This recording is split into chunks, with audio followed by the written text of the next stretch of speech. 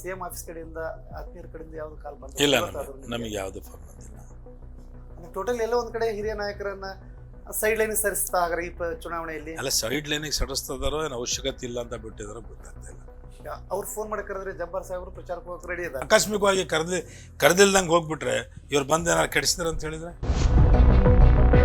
ಆಕಸ್ಮಿಕವಾಗಿ ಅಲ್ಪಸಂಖ್ಯಾತರಿಗೆ ಕೊಳ್ಳಿಲ್ಲದ್ರೆ ಯಾವುದೇ ಸಮಾಜಕ್ಕೆ ಬೇರೆ ಯಾರ ರೆಪ್ರೆಸೆಂಟೇಷನ್ ಇಲ್ಲೋ ನಮ್ಮ ಜಿಲ್ಲೆಯಲ್ಲಿ ಆ ಸಮಾಜಕ್ಕೆ ನಾವು ಟಿಕೆಟ್ ಕೊಟ್ಟು ದುಡಿತೀವಿ ಅಂತ ಹೇಳಿದ್ರು. ಜಬ್ಬಾರ್ ಸಾಹೇಬ್ರು ಗಟ್ಟಿಯಾಗಿ ನಿಲ್ಬೇಕಿತ್ತು, ಟಿಕೆಟ್ ಬರ್ತಾ ಇತ್ತು. ನಾನು ಎಲ್ಲಿನೂ ಜಬ್ಬಾರಿಗೆ ನನಗೆ ಟಿಕೆಟ್ ಕೊಡ್ರಿ ಅಂತ ನಾನು ಎಲ್ಲೂ ಹೇಳಿಲ್ಲ. ಈಗ ಮುಂದೆ ಫೋನ್ ಮಾಡಿ ಬನ್ನಿ ಪ್ರಚಾರಕ್ಕೆ, ಅದು ಅವಾಗ ತೀರ್ಮಾನ ಮಾಡ್ತೀವಿ. ರಾಜಕೀಯದಲ್ಲಿ ಧ್ವನಿ ಕೊಲ್ಯಾಪ್ಸ್ ಆಯ್ತಾ ಧ್ವನಿ ಸರ್? ರಾಜಕೀಯದಲ್ಲಿ ನಿರಾಶೆ ಅನ್ನೋದು ಕ್ವಶನೇ ಬರಂಗಿಲ್ಲ, ರೈಸೇ ಆಗಂಗಿಲ್ಲ. ಜಮೀರ್ ಅಹಮದ್ ಅವರು ಸುರ್ಜಾವರ ಕಡೆ ಹೋಗಿ ಕೇಳಿದಾಗ ಅಲ್ಲಿಂದ ಏನೋ ಕ್ಲಾಶ್ ಆಯ್ತು, ಅಸಮಾಧಾನಗೊಂಡ್ರು, ಜಗಳ ಆಯ್ತು, ಅಲ್ಪಸಂಖ್ಯಾತ ಸಮುದಾಯದ ನಾಯಕರಲ್ಲಿ ಒಡಕು ಮೂಡಿಸ್ತಾ ಇದೆ. ಜೊತೆಗೆ ನಾವೆಲ್ಲ ರಾಜಕೀಯ ಮಾಡ್ಕೊಂಡ್ ಬರ್ತಾ ಇದೀವಿ. ಯಾವುದೇ ಒಂದು ಪಂಚಾಯತ್ ಇದ್ರು ಜೊತೆ ಕುತ್ಕೊಂತೀವಿ. ಅಲ್ಪಸಂಖ್ಯಾತ ಸಮುದಾಯ ಕಳೆದ 40 ವರ್ಷದಿಂದ ಕಾಂಗ್ರೆಸ್ ಬರೀ ಓಟ್ ಹಾಕೋದು, ಮನೆಗೆ ಬರೋದು ಇಷ್ಟಕ್ಕೆ ಸೀಮಿತ ಮಾಡ್ತಾ ಇದ್ದಾರೆ ನಮ್ಮನ್ನ. ಈಗ ವರಿಷ್ಠ ತೀರ್ಮಾನ ತಗೊಂಡ್ಬಿಟ್ಟಿದಾರಲ್ಲ, ಅದಕ್ಕೆ ನಾವೇನ್ ಮಾಡಕ್ಕಾಗ್ತದೆ? ಅದಕ್ಕೆ ಜನನೇ ತೀರ್ಮಾನ ಮಾಡ್ತಾರೆ. ಕಾಂಗ್ರೆಸ್ ಪಕ್ಷ ಅಲ್ಪಸಂಖ್ಯಾತ ಸಮುದಾಯವನ್ನು ಅವಮಾನಿಸಿದೆಯಾ ಇಲ್ವಾ ಸರ್? 2-3 ಜನ ನಮ್ಮ ಜನರಿಗೆ ಎತ್ಕಟ್ಟೋದು, ನಮ್ಮ ವಿರುದ್ಧ ನಮ್ಮರ ಕಡೆಯಿಂದನೇ ಮಾತಾಡ್ಸೋದು, ಇದೆಲ್ಲ ಬಹಳ ಹಳೆಯ ಇವರ ಪದ್ಧತಿಗಳು. ಜಬ್ಬಾರ್ ಸಾಹೇಬ್ರು ಇಲ್ಲಿಯವರೆಗೂ ಪ್ರಚಾರಕ್ಕೆ ಬಂದಿಲ್ಲ. ಪ್ರಚಾರಕ್ಕೆ ಬಂದಿಲ್ಲ ಅಂದ್ರೆ ಆರೋಗ್ಯ ಸರಿ ಇಲ್ಲ ಅಂತ ಬಂದಿಲ್ಲ. ಅಹಿಂದ ವರ್ಗದ ಧ್ವನಿ ಜಬ್ಬಾರ್ ಸಾಹೇಬ್. ನನಗೆ ಇದು 40 ವರ್ಷದಿಂದ ಇದು ರೂಢಿಯಾಗ್ಬಿಟ್ಟಿದೆ. ನನಗೆ ಮಂಡಾಗ್ಬಿಟ್ಬಿಟ್ಟಿದ್ದೀನಿ ನಾನು. ರೆಬೆಲ್ ನಾಯಕ ವಿಶೇಷ ಕಾರ್ಯಕ್ರಮಕ್ಕೆ ಸ್ವಾಗತ. ನಾನು ನಿಮ್ಮ ಹಜರತ್ ನದಾಫ್. ವೀಕ್ಷಕರೇ, ನಾನಿವತ್ತು ಕಾಂಗ್ರೆಸ್ನ ಹಿರಿಯ ನಾಯಕರಾದಂಥ ಹಾಗೂ ಸದ್ಯ ಏನು MLC ಆದಂಥ ಅಬ್ದುಲ್ ಜಬ್ಬಾರ್ ಅವರ ಒಂದು ನೇರ ಒಂದು ಸಂದರ್ಶನವನ್ನು ಕೂಡ ನಾ ಇಲ್ಲಿ ಮಾಡ್ತಾ ಇದ್ದೀನಿ. ಸರ್, ಕಾರ್ಯಕ್ರಮಕ್ಕೆ ಸ್ವಾಗತ. Thank you, welcome. ಸರ್, ದಾವಣಗೆರೆಯಲ್ಲಿ ಒಂದು ಅಕಾಲಿಕವಾಗಿ ಶಾಮನೂರು ಶಿವಶಂಕರಪ್ಪ ಅವರು ನಿಧನ ಆದರು. ಉಪಚುನಾವಣೆ ರಂಗೇರಿದೆ. ಹೇಗೆ ನಡೀತಾ ಇದೆ ಸರ್ ಪ್ರಚಾರ? ಪ್ರಚಾರ ಚೆನ್ನಾಗೇ ನಡೀತಾ ಇದೆ. ಆದರೆ ನನಗೆ ಪ್ರಚಾರ ಶುರುವಾದಾಗಿಂದ ನನಗೆ ಆರೋಗ್ಯ ಸರಿ ಇಲ್ಲ, ಕೆಮ್ಮು ಭಾಳ ಇದೆ, ಮತ್ತು ಜ್ವರ ಇತ್ತು. ಅದಕ್ಕೋಸ್ಕರ ನಾನು ಎಲ್ಲಿ ಹೋಗಿಲ್ಲ. ನನ್ನ ಕಡೆಯಿಂದ ಎಲ್ಲೆಲ್ಲಿ ಆಗ್ತಿದೆ, ಏನೇನು ಮಾಡಬೇಕಾಗ್ತಿದ್ದೋ ಅದೆಲ್ಲ ಮಾಡ್ತಾಯಿದ್ದೀನಿ. ಇಂಡಿಪೆಂಡೆಂಟ್ ಕ್ಯಾಂಡಿಡೇಟ್ಸ್ಗೆ ಅವ್ರಿಗೆ ಕರೆದು ಮಾತಾಡಿದ್ದೀನಿ. ಏನು ಸರಿ ಹೋಗಂಗಿಲ್ಲಪ್ಪ, ನಿಮ್ಮ ಕೆಲಸ ನೀವು ಯಾಕೆ ಹಿಂಗೆ ಮಾಡೋಕತ್ತೀರಿ ಅಂತ ನಾನು ಹೇಳಿದ್ದೀನಿ. ನಮ್ಮ ಕೈಯಿಂದ ಏನಾಗ್ತಿದೆ ಅದೆಲ್ಲ ಕಡೆ ಮಾಡ್ತಾಯಿದ್ದೀನಿ. ಆದರೆ ಒಂದು ಸ್ವಲ್ಪ ಜನ ನಮ್ಮ ಸ್ನೇಹಿತರುಗಳು ಪ್ರಚಾರದಲ್ಲಿ ಅಲ್ಲಿ ಇಲ್ಲಿ ಹೇಳ್ತಿದಾರಂತೆ, ಎಲ್ಲಿ ಅವ್ರು ಕಾಣ್ತಾ ಇಲ್ಲ ಅದು ಇದು ಅಂತ. ನನಗೇನು ಅಂಥದ್ದೇನಿಲ್ಲ. ನಾನು ಇವರು ಈಗ ಯಾರ್ಯಾರು ಇದ್ದಾರೋ ಅವರೆಲ್ಲರಿಗಿಂತನೂ ನಾನು ಭಾಳ ಹಳಬ ಯೂತ್ ಕಾಂಗ್ರೆಸ್ ಮೂವ್ಮೆಂಟಿಂದ ನಾನು ಡಿಸ್ಟಿಕ್ ಪ್ರೆಸಿಡೆಂಟಾಗಿ ಇವತ್ತು ರಾಜ್ಯ ಅಲ್ಪಸಂಖ್ಯಾತರ ಅಧ್ಯಕ್ಷನಾಗಿ ಕೆಲಸ ಮಾಡೋನು. 3 ಸರ್ತಿ MLC ಆಗಿದ್ದೀನಿ, ಕೆಲಸ ಮಾಡ್ಕೊತ ಬಂದಿದ್ದೀನಿ. ರಾಜ್ಯಾದ್ಯಂತ ಟೂರ್ ಮಾಡಿದ್ದೀನಿ. ಪಕ್ಷದ ಬಗ್ಗೆ ಲಾಯಲ್ಟಿ ಬಗ್ಗೆ ನನಗೆ ಬೇರೆ ಯಾರು ಸರ್ಟಿಫಿಕೇಟ್ ಕೊಡೋ ಅವಶ್ಯಕತೆ ಇಲ್ಲ. ಸರ್, ಉಪಚುನಾವಣೆ ಘೋಷಣೆ ಪೂರ್ವವೇ ನೀವು ನನಗೆ ಟಿಕೆಟ್ ಕೊಡಬೇಕು ಅಂತ ಹೈಕಮಾಂಡನ್ನು ಆಗ್ರಹ ಮಾಡಿದ್ರಿ. 40 ವರ್ಷ ನಾನು ಸಹ ದುಡಿತಾ ಇದ್ದೇನೆ ಪಕ್ಷಕ್ಕೆ ನನ್ನದು ಕಾಂಟ್ರಿಬ್ಯೂಷನ್ ಇದೆ ಅಂತಂದು ವರಿಷ್ಠರು ನಿಮ್ಮನ್ನ ಬೆಂಗಳೂರಿಗೆ ಕರೆದ್ರು, ಸಮಾಧಾನ ಪಡಿಸಿದ್ರು. ಅಲ್ಲಿ ಏನಾದರೂ ನಿಮಗೆ ಭರವಸೆ ಕೊಟ್ಟಿದ್ರಾ? ಇಲ್ಲ, ನಾನೇನು ಟಿಕೆಟ್ ಕೇಳಿದ್ದಿಲ್ಲ. ನಮ್ಮ ಸಮಾಜದವರೆಲ್ಲರೂ ಮೊದಲನೇ ಸರ್ತಿ ಟಿಕೆಟ್ ಕೇಳ್ತಾ ಇದ್ದೀರಿ, ನೀವು ಫಸ್ಟ್ ಒಂದು 2 ವರ್ಷ ತಗೊಂಡ್ರೆ ಆಮೇಲೆ ನಾವು ಯಾರೊಬ್ಬರು ಆಗ್ತೀವಿ. ಫಸ್ಟ್ ನೀವು ನಿಂತ್ಕೊಂಡು, ಯಾಕಂದರೆ ಎಕ್ಸ್ಪೀರಿಯೆನ್ಸ್ ಇದೆ. ಒಂದು ಯಾರೊಬ್ಬರು ಲೀಡ್ರು ಯಾವ್ದಾರ ಒಂದು ಪಾರ್ಟಿಯಾಗಿ ಬೆಳಿಬೇಕಾದ್ರೆ 30-40 ವರ್ಷ ಬೇಕು. ಆವಾಗ ಹೋಗಿ ಒಂದು ಸ್ವಲ್ಪ ಮೆಚುರಿಟಿ ಬರ್ತೈತಿ, ಅವ್ರಿಗೆ ಎಕ್ಸ್ಪೀರಿಯೆನ್ಸ್ ಆಗ್ತೈತಿ. ಅದರ ಪ್ರಕಾರ ನಿಮಗೆ 30-40 ವರ್ಷದಿಂದ ನೀವು ಕಾಂಗ್ರೆಸ್ನಲ್ಲಿ ಆ್ಯಕ್ಟಿವ್ ಆಗಿ ಕೆಲಸ ಮಾಡ್ತಾಯಿದ್ದೀರಿ. ಮತ್ತು ಆ್ಯಸ್ ಎ ಲೆಜಿಸ್ಲೇಚರು ನೀವು ಕನಿಷ್ಠ ಪಕ್ಷ 13 ವರ್ಷ 15 ವರ್ಷದಿಂದ ಕೆಲಸ ಮಾಡ್ತಾಯಿದ್ದೀರಿ. ಅದಕ್ಕೆ ನಿಮ್ಗೆ ಎಕ್ಸ್ಪೀರಿಯೆನ್ಸ್ ಇದೆ. 2 ವರ್ಷ ನೀವು ಹೆಂಗಾರಾಗಲಿ MLA ಆದರೆ ನಾವು ಮುಂದೆ ಯಾರೊಬ್ಬರು ಆಗ್ತೀವಿ, ಒಂದು ನೀವು ದಯವಿಟ್ಟು ನಿಂತ್ಕೋಬೇಕಂತ ಹೇಳಿದಾಗ ನಾನು ಒಬ್ಬನೇ ಅಲ್ಲ, ನಾನು ಎಲ್ಲಿನೂ ಜಬ್ಬಾರಿಗೆ ನನಗೆ ಟಿಕೆಟ್ ಕೊಡ್ರಿ ಅಂತ ನಾನು ಎಲ್ಲೂ ಹೇಳಿಲ್ಲ. ಯಾರು ಬೇಕಾದರೂ ಒಂದು ಅಲ್ಪಸಂಖ್ಯಾತರಿಗೆ ಕಾಬಿಲ್ ಹಿರಿಯರಿಗೆ ಯಾರು ಕರೆಕ್ಟಾಗಿ ಇದ್ದಾರೋ ಅವ್ರಿಗೆಲ್ಲ ಹುಡುಕಿ ನೀವು ಯಾರೇ ಟಿಕೆಟ್ ಕೊಟ್ಟರು ಸಹಿತ ನಾವೆಲ್ಲರೂ ಸೇರಿ ಮಾಡ್ತೀವಿ ಅಂತ ನಾನು ಹೇಳಿರೋದು. ಆಕಸ್ಮಿಕವಾಗಿ ಅಲ್ಪಸಂಖ್ಯಾತರಿಗೆ ಕೊಳ್ಳಿಲ್ಲದ್ರೆ ಯಾವುದೇ ಸಮಾಜಕ್ಕೆ ಬೇರೆ ಯಾರ ರೆಪ್ರೆಸೆಂಟೇಷನ್ ಇಲ್ಲೋ ನಮ್ಮ ಜಿಲ್ಲೆಯಲ್ಲಿ ಆ ಸಮಾಜಕ್ಕೆ ನಾವು ಟಿಕೆಟ್ ಕೊಟ್ಟು ದುಡಿತೀವಿ ಅಂತ ನಾನು ಹೇಳಿರೋದು ಸರ್. ಕೊನೆವರೆಗೂ ಜಬ್ಬಾರ್ ಸಾಹೇಬರು ಉಪಚುನಾವಣೆಯಲ್ಲಿ ಕಿಚ್ಚನ್ನು ಹಚ್ಚಿದ್ರು. ಅಲ್ಪಸಂಖ್ಯಾತ ಸಮುದಾಯಕ್ಕೆ ಈ ಬಾರಿ ಟಿಕೆಟ್ ಕೊಡಿ ಅನ್ನೋ ಕಿಚ್ಚಿತ್ತಲ್ಲ ಜಾಸ್ತಿ ಆಗ್ತಾ ಹೋಗ್ತಾ ಇತ್ತು. ಇನ್ನೇನು ಟಿಕೆಟ್ ಕೊಡಬೇಕು ಸಿಗುತ್ತೆ ಅನ್ನೋ ಭರವಸೆ ಇಟ್ಕೊಂಡಂತ ಆ ಅಲ್ಪಸಂಖ್ಯಾತ ಸಮುದಾಯ ಕೈ ಬಿಟ್ಬಿಟ್ರು ಅಂತ ಅಸಮಾಧಾನ ವ್ಯಕ್ತ ಆಗ್ತಾ ಇದೆ. ಅಸಮಾಧಾನ ವ್ಯಕ್ತ ಆಗ್ತದೆ ಅಂತ ಹೇಳಿದ್ರೆ ಅದು ಒಂದೇ ಒಂದು ರೀಸನ್, ಅದಕ್ಕೆ ಏನು ಹೇಳಕ್ ಬರಂಗಿಲ್ಲ. ಅದು ಒಂದೊಂದು ಬೇರೆ ಬೇರೆ ರೀಸನ್ ಇರ್ತವೆ.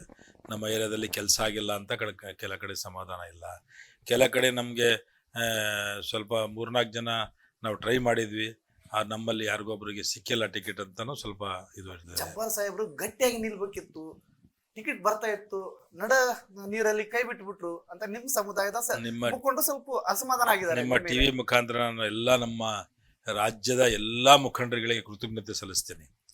ಯಾಕಪ್ಪ ಅಂತ ಹೇಳಿದ್ರೆ ನನಗೆ ಇಡೀ ರಾಜ್ಯಾದ್ಯಂತ ಎಲ್ಲ MLA MLCಗಳು ಮಿನಿಸ್ಟ್ರಿಗಳು ಎಲ್ಲರೂ ಯುನಾನಿಮಸ್ ಆಗಿ ನೀವು ನಿಂತ್ಕೊಳ್ರಿ, ಯಾಕಂತ ಹೇಳಿದ್ರೆ ಬೇರೆಯವ್ರಿಗೆ ಅಷ್ಟು ಸರಿ ಹೋಗಂಗಿಲ್ಲ, ನೀವು ನಿಂತ್ಕೊಳ್ರಿ ಅಂತ ಅವರೆಲ್ಲರೂ ಹೇಳಿದರು. ನಿಮಗೆ ಇನ್ನೊಂದು ಮಾತು ಈಗ ಹೇಳ್ಬಿಡ್ತೀನಿ, ಯಾಕಂದರೆ ಟಿಕೆಟ್ ಕೊಟ್ಬಿಟ್ಟಿದ್ದಾರೆ, ಈಗೇನಂಥದ್ದೇನು ಈಗೇನು ಕೊಡೋದೇನು ಉಳಿದಿಲ್ಲ. ನಾವು ಲಾಸ್ಟಿಗೆ ಏನು ಮುಖ್ಯಮಂತ್ರಿ ನಾನು ಒಂದೇ ಸರ್ತಿ ಭೇಟಿಯಾಗಿದ್ದ ಆ ವಿಚಾರದಾಗೆ, DCMಗೆ ಒಂದು ಸರ್ತಿ ಭೇಟಿಯಾಗಿದ್ದೆ ಅಷ್ಟೇ. ನಾನೇನು ಹೇಳಿಲ್ಲ, ನಮ್ಮ ಮುಖಂಡರುಗಳು ಹೇಳಿದರು, ಸರ್ ಜಬ್ಬಾರಿಗೆ ಕೊಡ್ರಿ ಗೆಲ್ಲಿಸ್ತೀವಿ, ಗೆಲ್ಲಿಸಿಲ್ಲ ಅಂದರೆ ನಾವು ನಿಮಗೆ ಟಿಕೆಟ್ ತೊಗೊಂಡು ನಾವು ಏನು ಗೆಲ್ಲಿಸಿಲ್ಲ ಅಂದರೆ ನಾವು ರಾಜೀನಾಮೆ ಬೇಕಾದ್ರೂ ಕೊಡ್ತೀನಿ ನಾನು ಅಷ್ಟಂತ ನಮ್ಮ ಜಬೀರ್ ಸಾಹೇಬರು ಹೇಳಿದರು. ಇಲ್ಲಪ್ಪ ಜಬ್ಬಾರ್ಗೆ ಅಂತ ಹೇಳಿದರೆ ಸ್ವಲ್ಪ ವಿರೋಧ ಇದೆ, ಬೇಡ ಅಂದಿದ್ದಕ್ಕೆ ಅವರು ಅಂದರು ಅವಾಗ, ಒಂದು ಕೆಲಸ ಮಾಡಿ ಸರ್, ನೀವು ಬೇರೆ ಯಾರಿಗಾರೊಬ್ರಿಗೆ ಕೊಟ್ಬಿಡಿ, ಯಾರಿಗಾರೊಬ್ರಿಗೆ, ಮುಸ್ಲಿಮ್ಸೂ ಬೇಡ ಅಂತ ಹೇಳಿದ ಪಕ್ಷದಲ್ಲಿ ಏನ್ರಿ ಕುರುಬ್ರಿಗೆ ಕೊಟ್ಬಿಡ್ರಿ ಸರ್ ಅಂತ ಹೇಳಿದರು. ಒಂದು ಸರ್ತಿ ಕೊಟ್ಬಿಡಿ ಸರ್ ನೋಡೋಣ, ಗೆಲ್ಲಿಸ್ಕೊಡ್ತೀವಿ ಅಂತ. ಮುಖ್ಯಮಂತ್ರಿ ಸಾಕ್ಷಿ, ಅದಕ್ಕೆ ಎಲ್ಲ ಮುಖಂಡರುಗಳು ಸಾಕ್ಷಿ. ಅಹಿಂದ ವರ್ಗದ ಧ್ವನಿ ಜಬ್ಬಾರ್ ಸಾಹೇಬ್ರು ಅಂತ ಜನರು ತಿಳ್ಕೊಂಡಿದ್ರು. ಆ ಧ್ವನಿ ಆ ಒಂದು ಅಹಿಂದ ಸಮುದಾಯಕ್ಕೆ ನಿರಾಸೆ ಮೂಡಿಸ್ತು. ರಾಜಕೀಯದಲ್ಲಿ ಧ್ವನಿ ಕೊಲ್ಯಾಪ್ಸ್ ಆಯ್ತಾ ಧ್ವನಿ ಸರ್? ರಾಜಕೀಯದಲ್ಲಿ ನಿರಾಶೆ ಅನ್ನೋದು ಕ್ವಶನೇ ಬರಂಗಿಲ್ಲ, ರೈಸೇ ಆಗಂಗಿಲ್ಲ. ಇದೆಲ್ಲ ಕಾಮನ್ ಥಿಂಗ್ಸ್ ಇವೆಲ್ಲ ನಮ್ಮ ರಾಜಕೀಯದಲ್ಲಿ. ಅದು ಏನಾಗ್ತದೆ ಅಂತ ಹೇಳಿದ್ರೆ, ಬೇಜಾರೆಲ್ಲಾಗ್ತದೆ ಅಂತ ಹೇಳಿದ್ರೆ, ಒಂದೇ ಒಂದು ಇದಕ್ಕೆ ಎಲ್ಲದ್ದು ನಮ್ಮ ಶಿವಶಂಕರಪ್ಪರು ತೀರ್ಕೊಂಡ ಮೇಲೆ ನಮಗೆ ಶಿವಶಂಕರಪ್ಪರು ನಮಗೆ ಭಾಳ ಆತ್ಮೀಯ ನಮ್ಮ ಇದು ಇತ್ತು, ನಮ್ಮದು ಅವ್ರದ್ದು ರಿಲೇಷನ್ಶಿಪ್. ಎಲ್ಲ ದಾವಣಗೆರೆ ಅಲ್ಲ ಇಡೀ ರಾಜ್ಯದ ಎಲ್ಲ ನಾಯಕರುಗಳಿಗೆ ಗೊತ್ತು, ಇನ್ಕ್ಲೂಡಿಂಗ್ ಮಲ್ಲಿಕಾರ್ಜುನ್ ಖರ್ಗೆ ಸಾಹೇಬ್ರಿಗೂ ಗೊತ್ತು ನಮ್ಮದು ಅವ್ರದ್ದು ರಿಲೇಷನ್ಶಿಪ್ ಇತ್ತು. ನಮ್ಗೇನಪ್ಪ ಅಂತ ಹೇಳಿದ್ರೆ, ಅವ್ರ ಮನೆಯಾಗ ಬೇರೆ ಬೇಕಾದಷ್ಟು ಜನ ಅದಾರೆ, ಗಣೇಶ್ ಇದ್ರು, ಬೊಕೇಶ್ ಇದ್ರು, ಇನ್ನೂ ಬೇಕಾದಷ್ಟು ಜನ ಅದಾರೆ, ಯಾರಿಗಾರ ಒಬ್ರು ಕೊಡ್ಬೋದಾಗಿತ್ತು, ನಮಗೆ ಅಂತಲ್ಲ. ನಾವು ಕೇಳೋದಂತೂ ಧರ್ಮ ಆಯಿತು, ನಾವು ಕೇಳಿದ್ದೀವಿ. ಎಲ್ಲರೂ ಪಾಪ ಬಂದು ಅದು ನೀವು ಕೇಳಿ ಸರ್, ಈ ಸರ್ತಿ ಬಿಟ್ಟರೆ ನೀವು ಸರಿ ಹೋಗಂಗಿಲ್ಲ ಅಂತ ಹೇಳಿದ್ದಕ್ಕೆ ಕೇಳಿದ್ದೀವಿ. ನೀವು ಟಿಕೆಟ್ನು ಕೇಳಿದ್ರಿ, ನೀವು ಕೊಡ್ಲಿಲ್ಲ, ಆದ್ರೆ ನಿಮಗೆ ಭರವಸೆ ಕೊಟ್ಟಿದ್ದಾರೆ, ಆದ್ರೆ ಜನರಿಗೆ ಹೇಳ್ತಾ ಇಲ್ಲ ಜಬ್ಬಾರ್ ಸಾಹೇಬ್ರು. ಏನು ಭರವಸೆ ಕೊಟ್ಟಿದ್ದಾರೆ? ಏನಾದ್ರೂ ಮುಂದೆ ಬೇರೆ ಸ್ಥಾನಮಾನ ಕೊಡ್ತೀವಿ ನಿಮ್ಗೆ. ನಾವು ಯಾರ ಹತ್ರ ಹೋಗಿ ಕೇಳಿದ್ರೆ ತಾನೆ ಟಿಕೆಟ್ ಕೊಡೋದು, ಅದು ಹೇಳೋದು, ಭರವಸೆ ಹೇಳೋದು. ಧ್ವನಿ ಎತ್ತಿದ್ರಲ್ಲ ನಮಗೆ ಸಮಾಜಕ್ಕೆ ಧ್ವನಿ ಎತ್ತಿದ್ರು ಮೊದಲಿಗರು ನೀವೇ ಅಲ್ಲ. ಟಿಕೆಟ್ ಸಿಕ್ಕಿಲ್ಲ ಅಂತ ನಾನು ಏನಾರ ಬೇಜಾರಾಗಿ ಅವ್ರಿಗೆ ಯಾರು ತೋರಿಸಿದ್ರೆ ತಾನೆ ಅದೆಲ್ಲ. ನನಗೆ ಇದು 40 ವರ್ಷದಿಂದ ಇದು ರೂಢಿ ಆಗಿಬಿಟ್ಟಿದೆ, ನನಗೆ ಮಂಡಾಗ್ಬಿಟ್ಬಿಟ್ಟಿದ್ದೀನಿ ನಾನು. ನನಗೆ ಟಿಕೆಟ್ ಸಿಕ್ತೆ ಎಲ್ಲ ಕೇಳ್ತಾ ಇದ್ರುವಾಗ ಅವೆಲ್ಲ ನಾನು ಕೇಳಿ ಸಾಕಾಗ್ಬಿಟ್ಟಿದೆ. ನನಗೇನು ಬೇಜಾರು ಇಲ್ಲ, ನಾನು ಯಾರ ಹತ್ರ ಡಿಮ್ಯಾಂಡ್ ಇಟ್ಟಿಲ್ಲ, ನನಗೆ ಇದು ಮಾಡಿರಿ ನನಗೆ ಅದು ಮಾಡಿರಿ ಅಂತ ಏನು ಇಟ್ಟಿಲ್ಲ. ದೇವರು ನನಗೆ ಇವತ್ತು ತನಕ ಏನು ಸ್ಥಾನಮಾನ ಕೊಟ್ಟಿದ್ದಾನೆ, ನಮ್ಮ ಪಕ್ಷದಲ್ಲಿ ಇತ್ತೇನು ಕೆಲಸ ಮಾಡಿದ್ದಕ್ಕೆ ನಾನು ಅದರಲ್ಲಿ ತೃಪ್ತಿದ್ದೀನಿ. ಸರ್, ಈ ಉಪಚುನಾವಣೆಯಲ್ಲಿ ಅಲ್ಪಸಂಖ್ಯಾತರಿಗೆ ಈ ಬಾರಿ ಟಿಕೆಟ್ ಕೊಡಿ, 80,000 ಜನ ಇದ್ದಾರೆ ಅಂತ ಜಮೀರ್ ಅಹಮದ್ ಅವರು ಸುರ್ಜಾವಾಲರ ಕಡೆ ಹೋಗಿ ಕೇಳಿದಾಗ ಅಲ್ಲೊಂದು ಏನೋ ಕ್ಲಾಶ್ ಆಯ್ತು, ಅಸಮಾಧಾನಗೊಂಡ್ರು, ಜಗಳ ಆಯ್ತು. ಎಲ್ಲ ಸುಳ್ಳು ಮಾತದು. ಅಂಥದ್ದೇನು ಜಗಳ ಆಗಿಲ್ಲ. ಅವರು ಲಾಸ್ಟಿಗೆ ಒಂದೇ ಮಾತು ಹೇಳಿದ್ದೇನಪ್ಪ ಜಮೀರ್ ಸಾಹೇಬ್ರು ಅಂತ ಹೇಳಿದರೆ, ಆಯ್ತು ಸರ್, ಈಗ ಅಲ್ಲಿ ಬಾಗಲಕೋಟೆಯಲ್ಲಿ ನಾವು ಒಂದು ಮನೆಗೆ ತೀರ್ಕೊಂಡವ್ರ ಮನೆಗೆ ಕೊಟ್ಟಿದ್ದೀವಿ, ಇಲ್ಲಿನೂ ಇವ್ರು ತೀರ್ಕೊಂಡವ್ರಿಗೆ ಬಿಟ್ಟರೆ ಅದು ಹೆಂಗಾಗ್ತದೆ ಅಂತ ಸುರ್ಜಾವಾಲ ಹೇಳೋದಕ್ಕೆ, ಆಯ್ತು ಕೊಡ್ರಿ ಏನು ಬೇಡ ಅಂತ ಹೇಳಂಗಿಲ್ಲ ನಾವು. ಆದರೆ ಕಂಡೀಷನ್ ಒಂದೇ ಒಂದು ಆಗಿದ್ದು ಏನಪ್ಪ ಅಂತ ಹೇಳಿದ್ರೆ, ಈಗ 2 ವರ್ಷ ಆದಮೇಲೆ ನೀವು ಟಿಕೆಟ್ ಕೊಡ್ತೀನಿ ಅಂತ ಹೇಳಿ ಒಂದು ಪ್ರೆಸ್ ಕಾನ್ಫರೆನ್ಸ್ ಮಾಡಿರಿ, ನೀವು ಸುರ್ಜೇವಾಲಾ ಅವರು, ಮುಖ್ಯಮಂತ್ರಿಯವರು ಎಲ್ಲರೂ ಕೂಡಿ ಪ್ರೆಸ್ ಕಾನ್ಫರೆನ್ಸ್ ಮಾಡಿ 2 ವರ್ಷ ಆದಮೇಲೆ ಕೊಡ್ತೀವಿ ಅಂತ ಹೇಳ್ರಿ ಅಂತ ಹೇಳಿದ್ದಾರೆ. ಅದಕ್ಕೆ ನೋಡೋಣ ಅದು ಅಂತ ಹಿಂಗೆ ಉಡಾಪಿ ಇದು ಮಾಡಿ ಎದ್ರು. ಅದಕ್ಕೆ ಅಷ್ಟಕ್ಕೆ ಮತ್ತೆ ಬೇರೆ ಏನು ನಡೆದಿಲ್ಲ ಅಲ್ಲಿ. ಅಲ್ಲೊಂದಿಷ್ಟು ಗೊಂದಲ ಏನಿಲ್ಲ. ಯಾಕಂದ್ರೆ ಇವರು ಡಿಮ್ಯಾಂಡ್ ಅದು ಮಾಡಿದ್ರು, ಅವ್ರು ಆ ಡಿಮ್ಯಾಂಡ್ ನೋಡೋಣ ಅಂತ ಹೇಳಿದ್ರು ಅಷ್ಟೇ. ಯಾಕಂದ್ರೆ ಟಿಕೆಟ್ ಹಂಚಿಕೆ ವಿಚಾರದಲ್ಲಿ ಇವೆಲ್ಲ ಘಟನೆ ಆದ ನಂತರ ಕಾಂಗ್ರೆಸ್ ಪಕ್ಷ ವರಿಷ್ಠರು ಏನ್ ಮಾಡ್ತಾರೆ ಅಂದ್ರೆ, ಜಮೀರ್ ಅಹಮದ್ ಅವ್ರನ್ನ ಬಿಟ್ಟು ರಿಜ್ವಾನ್ ಅರ್ಷದ್ ಮತ್ತು ಸಲೀಂ ಅಹಮದ್ ಅವ್ರನ್ನ ಕಳಿಸ್ತಾರೆ. ಇಲ್ಲಿ ಬಂಡಾಯ ಇದ್ದಂತ ಸಾದಿಕ್ ಪೈಲ್ವಾನ್ ಇರ್ಬೋದು, ಅವ್ರನ್ನ ಇದು ಮಾಡೋಕೆ ಕರ್ಕೊಂಬರ್ರಿ ಮಾತಾಡೋಣ ಅಂತ. ಏನ್ ಮತ್ತೇನ್ರ ಘಟನೆ ಆಯ್ತಾ ಇಲ್ಲ, ಸರ್? ಜಮೀರ್ ಸಾಹೇಬರಿಗೂ ಹೇಳಿದ್ರಂತೆ, ಚೀಫ್ ಮಿನಿಸ್ಟ್ರು ನಸೀರ್ ಸಾಹೇಬರಿಗೂ ಹೇಳಿದ್ರಂತೆ.